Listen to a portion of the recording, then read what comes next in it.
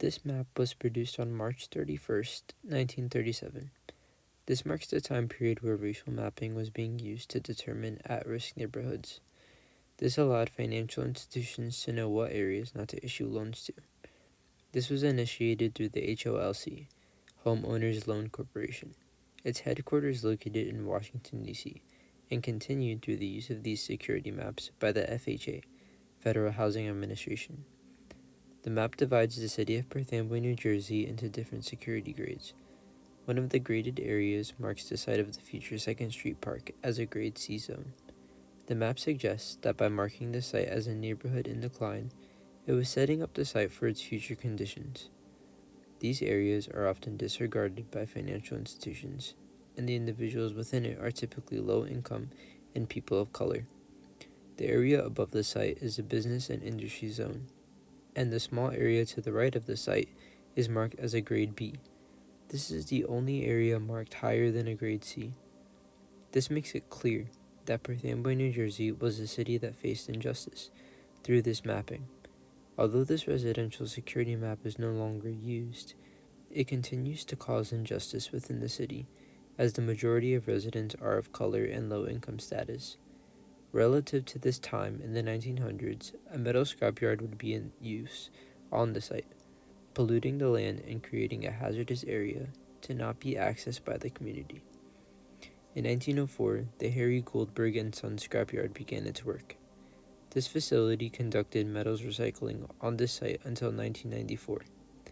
During its 90-year operation, the site was contaminated with chlorinated volatile organic compounds, polycyclic aromatic hydrocarbons, polychlorinated biphenyls, and metals, including lead. These pollutants can cause serious health issues within individuals exposed to them, such as cardiovascular disease, cancer, and diabetes.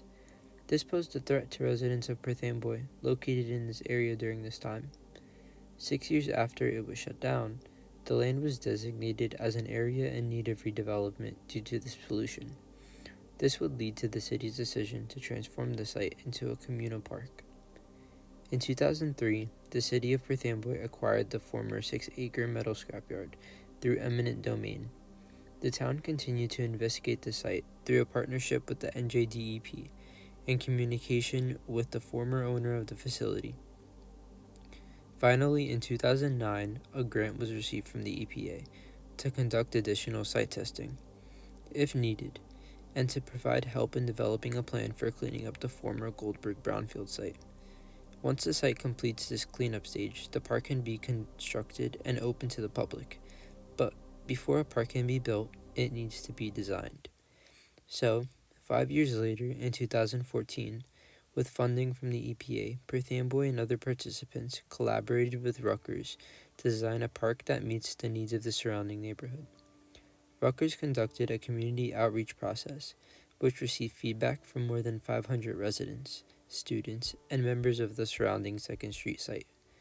Utilizing this feedback, a concept design for a healthy, safe, clean, resilient, active, connected, and educational park was developed.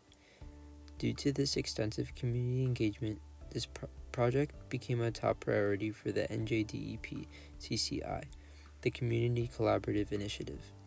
In 2021, the design was approved by the city, and the park was publicly announced to the community with a name, Borinqueneer Park, commemorating the Hispanic heritage that exists in the town.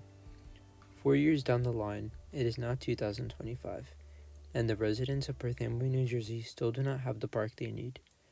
As a home to a large community of people of color, the town gave these individuals hope by allowing them to participate in such a significant project.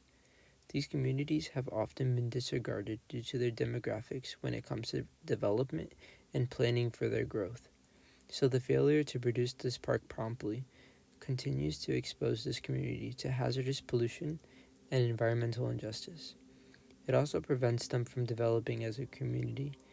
As the site continues to be cleaned by the NJDEP and EPA, these residents are still fighting for change to be made. Despite these setbacks, the residents should not let the conditions of the past control their future in their community, and until the park is completed, this battle continues.